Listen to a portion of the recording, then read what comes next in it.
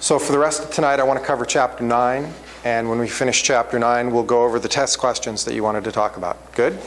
Okay. So Chapter 8 was about fixed assets, intangible assets. Chapter 9 is about how do we pay for them.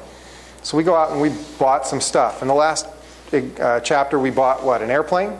That was a big thing. We went out and spent, what was it, 30 million bucks for an airplane? Okay, how do you pay for a $30 million airplane? You're going to borrow the money from somewhere. So tonight we're going to talk about liabilities. These are the debts that we're going to incur to operate the business. Now there are two places that you can raise capital from. You guys should remember this. One is you go to the bank and you borrow money. That's the one most people think about. What's the other one? People tend to sometimes forget this, though. In a corporation, it's the shareholders. The whole point about forming a corporation is you can get a lot of owners involved and everybody puts in a little bit of money, but if you do this with a lot of people, you can raise a lot of cash. So the equity of the company, the stock, is a form of financing. And just like when we have a loan, the bank wants to get paid back a little bit of profit for lending us the money, and that's called what? Interest. They charge us interest. When you have shareholders, what are they looking to get in exchange? Dividends. Well, they want two things. They want stock price to go up and they want dividends. Let's just focus on the dividends in this case, okay? Good enough? Okay.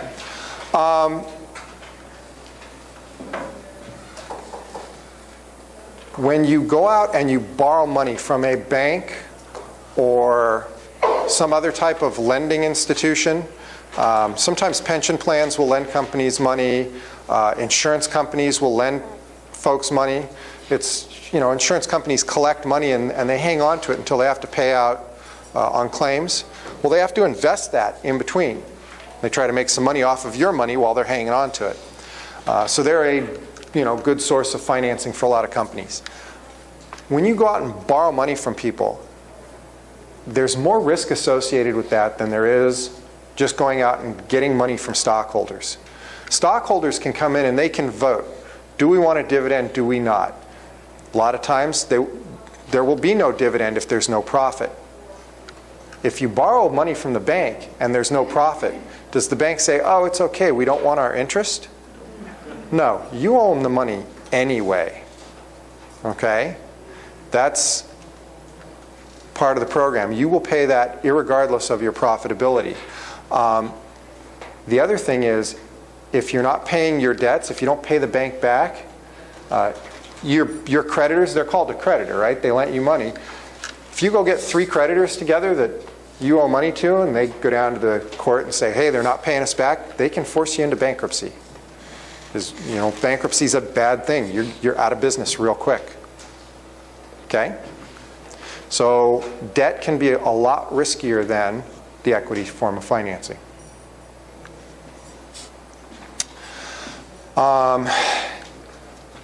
Everybody remember classified balance sheet? Classified balance sheet is where we're breaking out current assets from long-term assets. We also break out current liabilities from long-term liabilities. What's the cutoff point? 1 year, right? If the debt is going to be due in a year or less, where does it go? Current. And if it's greater than a year, where does it go? Long term. Okay. Very, very important that you make that distinction and that you show it on a balance sheet should you have to create one for a homework problem or a test or, for hopefully when you get out of here in the real world. Good? Okay. Let's dive in and look at the analytical for your projects. The quick ratio. Quick ratio is, remember we have the current ratio? We've talked about that before. Somebody say yes, I remember that. Good. Okay, the quick ratio is a lot like the current ratio. It's current assets divided by current liabilities, except we're going to restrict our current assets a little bit. Quick assets are cash, marketable securities, and accounts receivable. We're going to exclude some things that aren't as liquid. For example, your inventory. Is inventory highly liquid? How long will it take you to turn it into cash? You have to sell it, which takes, we're not sure how long. And you probably are going to sell it on credit terms, and it takes you longer to collect the cash. So the quick ratio is designed to say, okay, in a crisis situation, could you pay your bills? What would you do if it took you longer to liquidate some of these other types of assets? Okay? Let's see. Yes? Can you define marketable securities? If you go out and temporarily invest in the stock of another company, okay? And by that I mean we could go out and do it as an investment. We're going to go buy 10,000 shares of, GE. That's completely different than we're going to buy 10 million shares of GE and try and have a strategic investment in that company. Okay? One is marketable, the other one is something else entirely. Okay? Okay. Okay.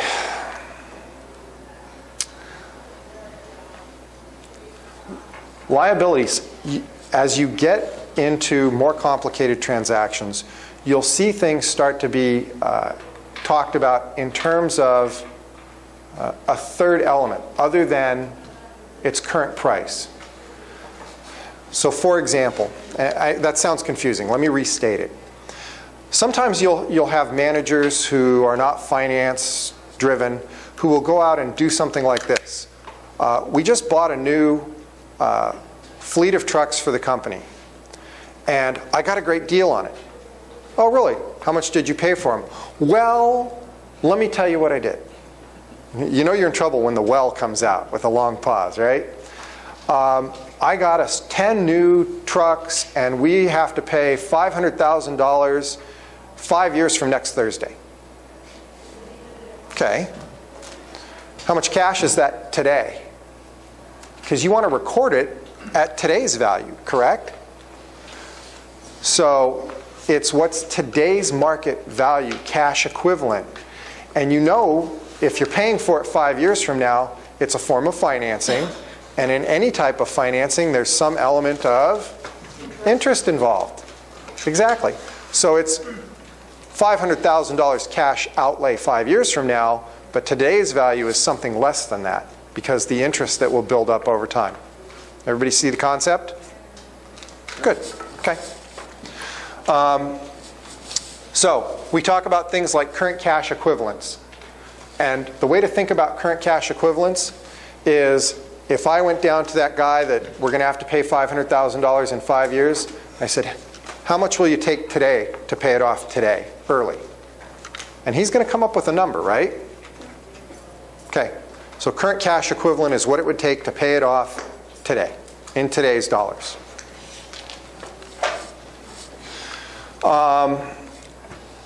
We've talked about these, so I'm going to be brief about it. Other types of current liabilities, accounts payable, we all know that one, right? Accrued liabilities.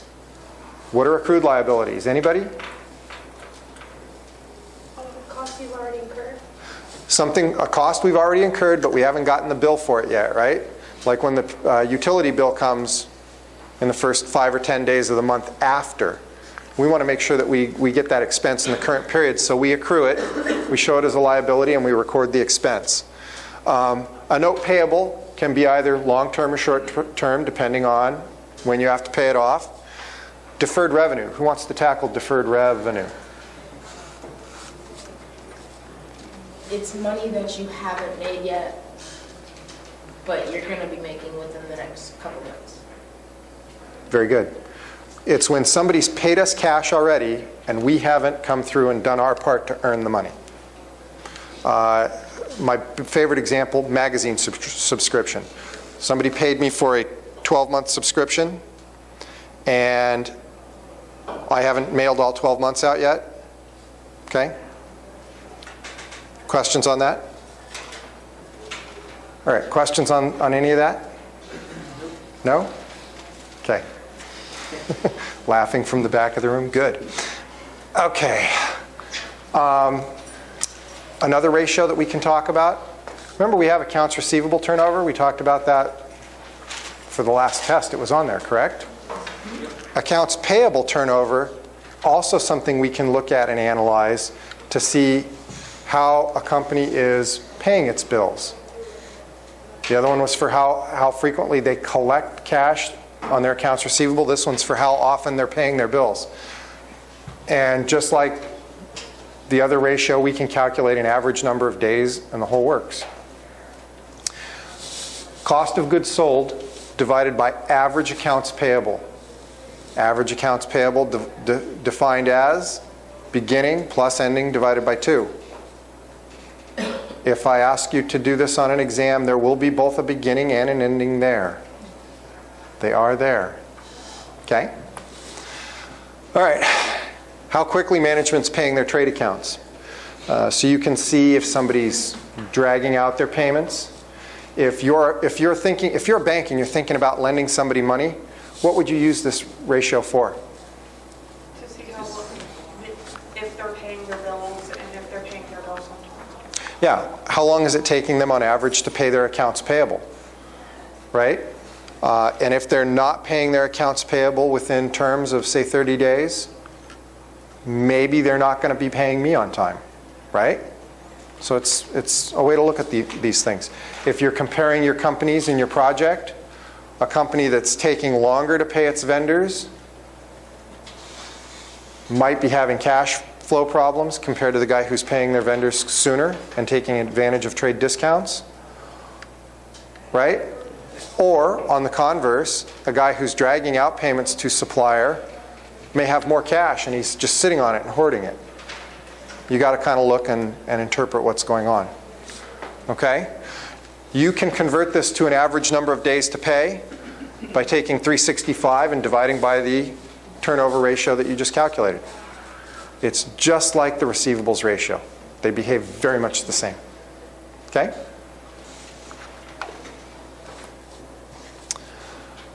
All right. Other liabilities. For those of you who have taken Accounting 151A, you know all about payroll tax liabilities. Payroll tax liabilities, by definition, are current because you're going to have to pay them very quickly because the government wants their money when? Now. Yes. Okay? There's all kinds of fun things that go into payroll. You guys, everybody here's had a job, seen a paycheck, right? They take money out for Social Security, for Medicare. They take income tax out, right? Hey, I'm a student. I don't make much money. What are you taking income tax out from me? State and local income taxes. You guys probably haven't seen this yet, but there's voluntary deductions. You know, if you want to get involved in a 401k plan, or even if you're involved in a company's health insurance plan and they make you pay part of it, that's considered voluntary. Call it what you will. Okay? Questions? Okay. Okay. Longer term liabilities, notes payable. Remember, a note is different from an accounts payable. Accounts payable is also referred to as a trade payable. This is where you went and bought something and you signed saying, I picked it up, and they give you a receipt and bang, off you go. It's typically due in 30 days. Sometimes if you're lucky, you'll get 60 or, maybe 45. A note payable is where you're borrowing money for a longer period of time, and as a result, the other party wants you to sign, I promise to pay to the order of so-and-so, X number of dollars plus X amount of interest due on such and such a day. It's very specific. That way, if you don't pay, they have this document that really, they can use in court. It really nails down that you did indeed borrow this money and that you do indeed owe it back. Okay?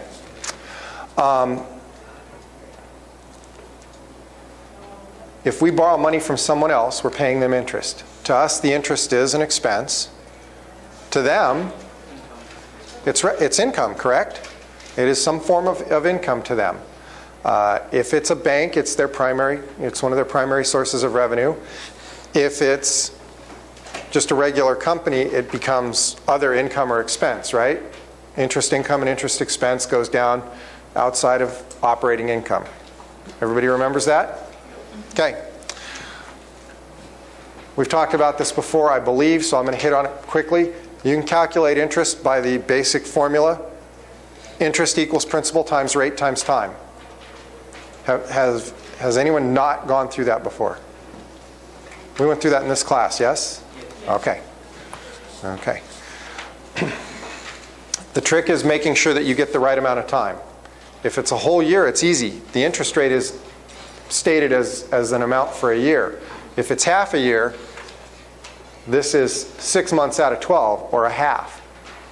So let's say you're working with 10% interest times 6 months out of a year, out of 12. So that's a half. Half of 10% is 5, times whatever the principal is. Good? Okay. Later on tonight, we'll talk about compounding. That's where it gets fun.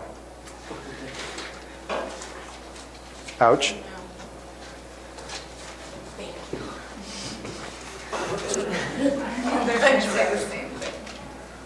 Okay. We're going to do a quick calculation just as a refresher.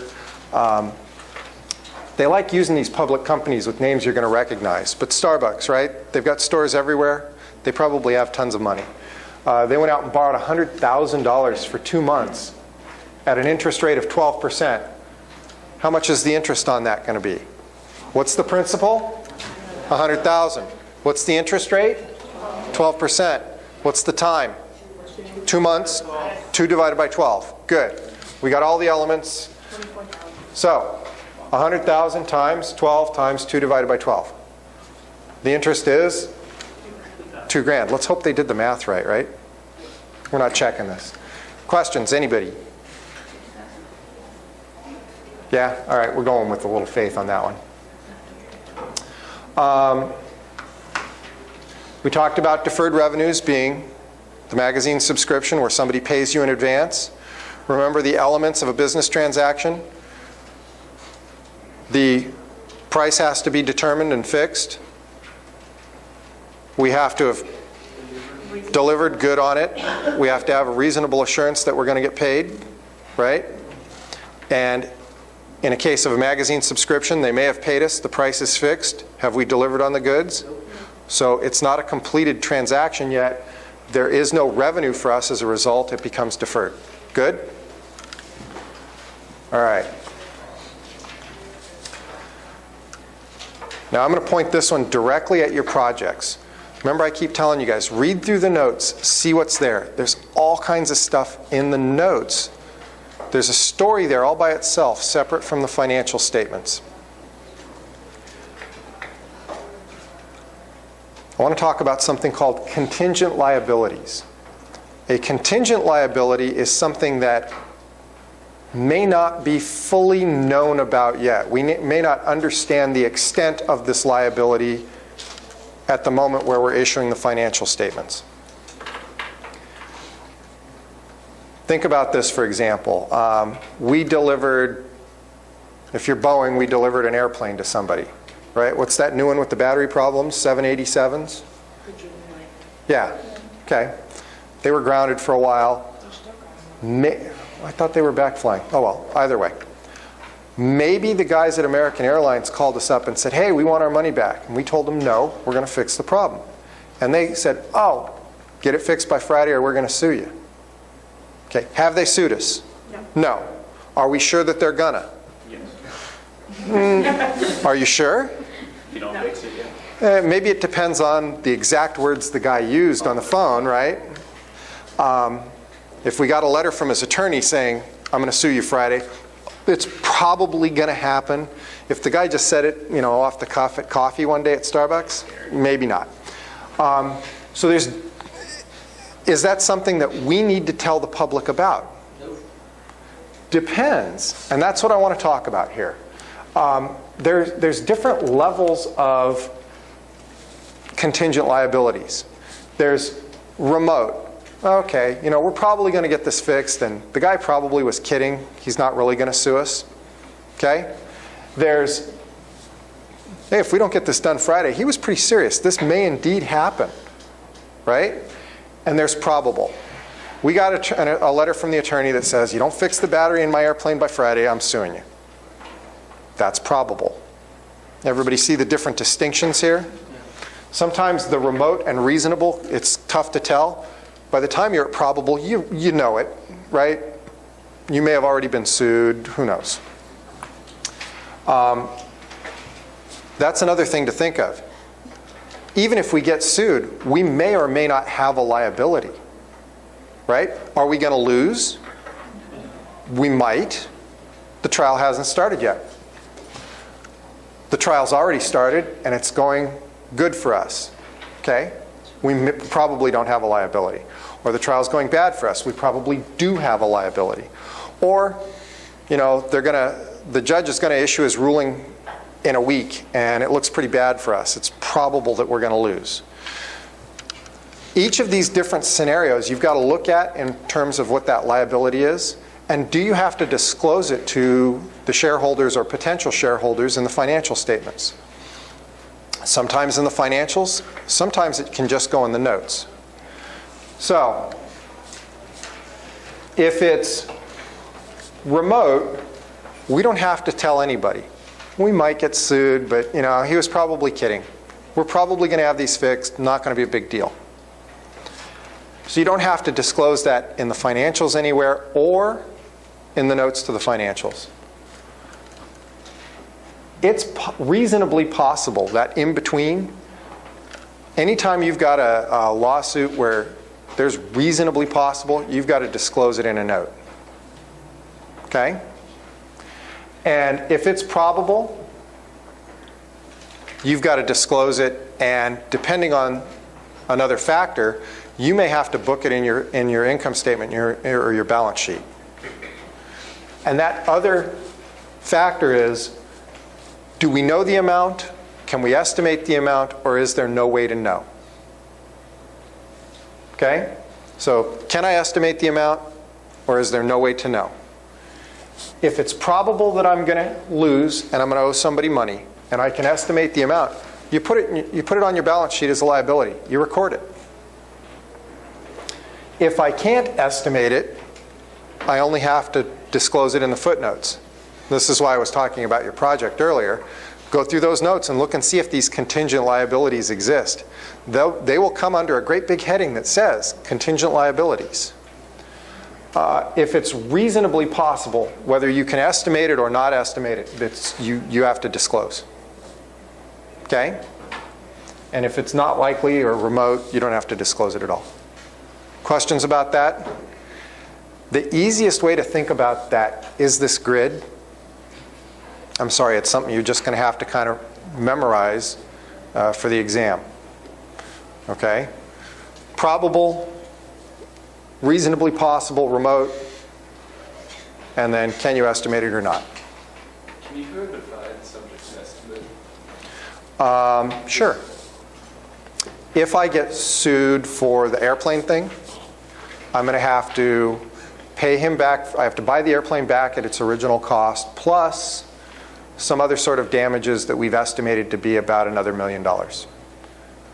Or I'm going to lose the lawsuit, and the lawsuit is going to be, you have to fix the battery problem. Well, I still don't know how to fix it, so how do I estimate what it's going to cost? Right?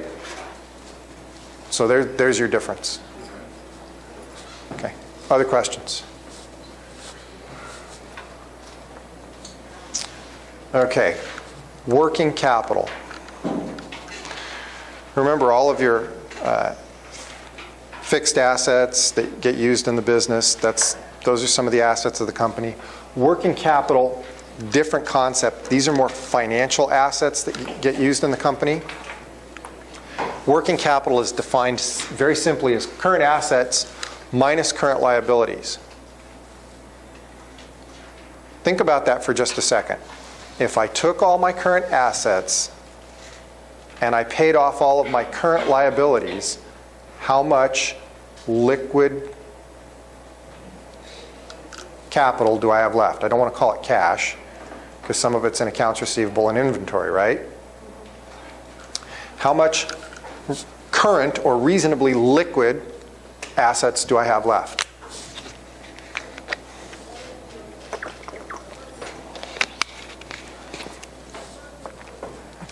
If you have working capital, you have the resources to make new investments in your company, to expand, buy more inventory, open new branches. If you have negative working capital, what does that imply? You're going to have a problem paying your current liabilities. Are you going to be able to take advantage of opportunities that come your way? Probably not. You've got to go scrape together some cash from somewhere, right? Borrow it, collect your receivables, do something. All right. We've talked about long-term liabilities and the cutoff being 1 year or more, right? Well, more than a year. We'll just state it as more than a year. They're long-term. I talked about this earlier when we first started the conversation. Sources of borrowing money for a company: banks, pension plans, insurance companies. If I go to the bank and I want to borrow 3, 4, 5, 10 million bucks, and the bank says, hey, you're a good credit risk, no problem, they're probably going to be able to lend me that kind of money, right? If, on the other hand, I go to the bank and I tell them I want to build a new automobile manufacturing plant in Ohio, and I need $500 million, what's my local banker going to do? Might pass out, yeah. Are they is a decent sized bank going to have that much cash sitting around that they can lend you? No. You may have to put together a combination form of borrowing where you're borrowing from multiple people to get to that 500 million bucks. Or what's the other thing you can do? Issue more stock, right? You go out to a broader base, and the way to do that's through equity, stock. There's another way to do it. We haven't talked about this one yet. We can borrow money directly from the public. And that has typically been done through something called bonds. A bond is merely a promissory note, but it's usually for a smaller face amount of money, $1,000, $5,000, $10,000. If I walk around this room and I ask everybody to borrow $10,000, how many people in this room are going to be able to lend me 10,000 bucks? Not a lot, right? But if I walk around this room and I ask each of you to borrow $100, and I'm going to give you a promissory note in the form of a bond, I have a better chance of getting you to lend me 100 bucks than 10,000, right? Okay. I know, don't laugh. I know you're students, you probably don't have 100 bucks to lend me, but I have a better shot at it, right? No, he was shaking his head no the whole time you were asking, so I was like, Okay. He knows he has custody. right? Yeah. So we can go out to the general public and we can issue bonds, borrow the money that way. And instead of borrowing it from one person or from 3 different banks or 2 banks in a pension plan, we could go out and borrow it from 10,000 or 100,000 different people, just in smaller denominations. So it's a different form of financing. Good? And just so you guys know that this stuff exists out there. There are government bonds as well. Everybody's seen that, right? The government does most of its financing through government bonds.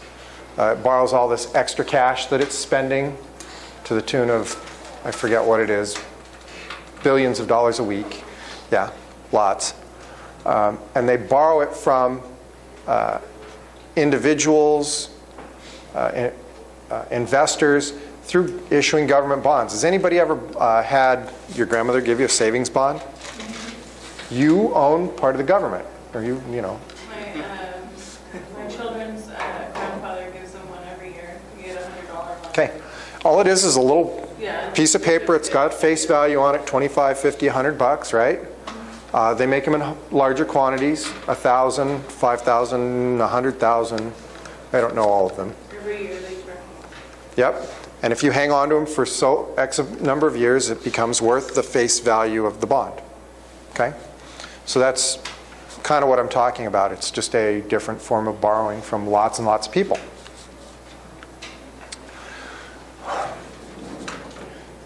Different kind of financing. Anybody ever heard of a lease? Most commonly you hear it in relation to leasing an automobile, right? What? What about if you lease an apartment? You can lease an apartment too. And in an apartment lease, you're signing a contract that says, I'm going to rent this piece of property for this apartment for a fixed period of time. It says in there, I'm going to be here 12 months or 24 months or whatever it is. In an automobile lease,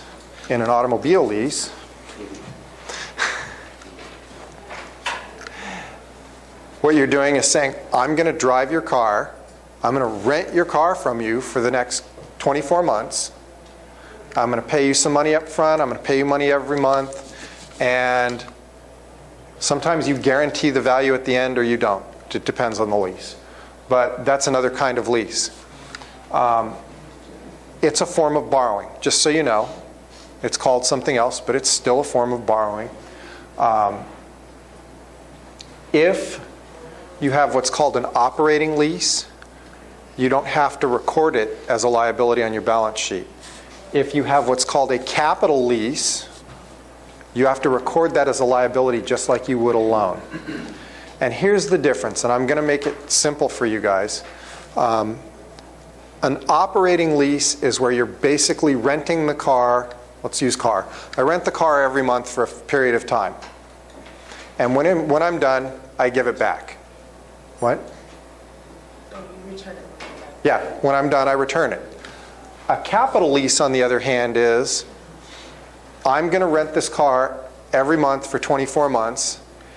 And in the contract it says, at the end of 24 months, I'm going to buy the car for some amount of money. And it'll usually be based on market value, something like that. There are rules with this. If you lease it for longer than, I think it's 90% of its useful life, it's capital. If you end up owning it at the end, it's capital.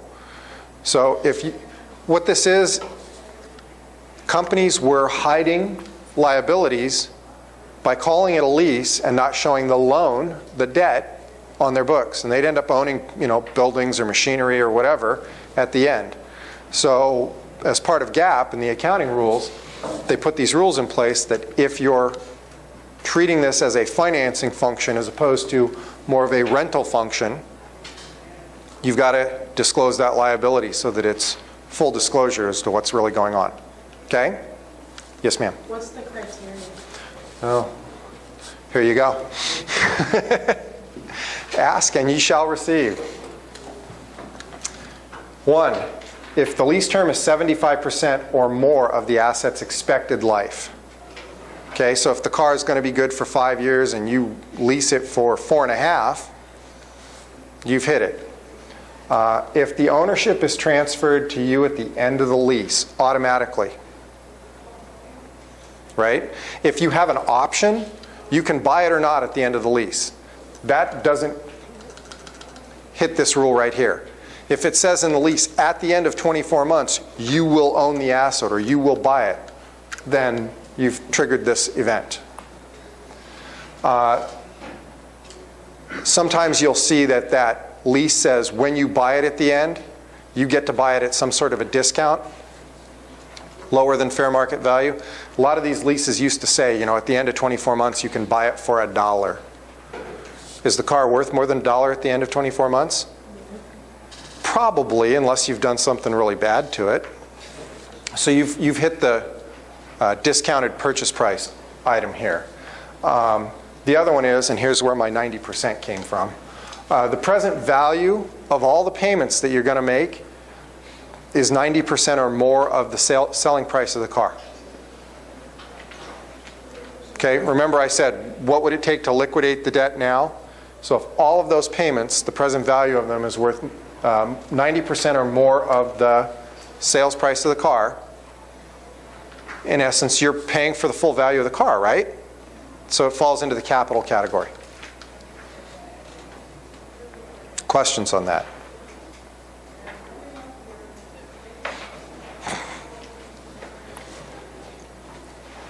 Good? Moving on.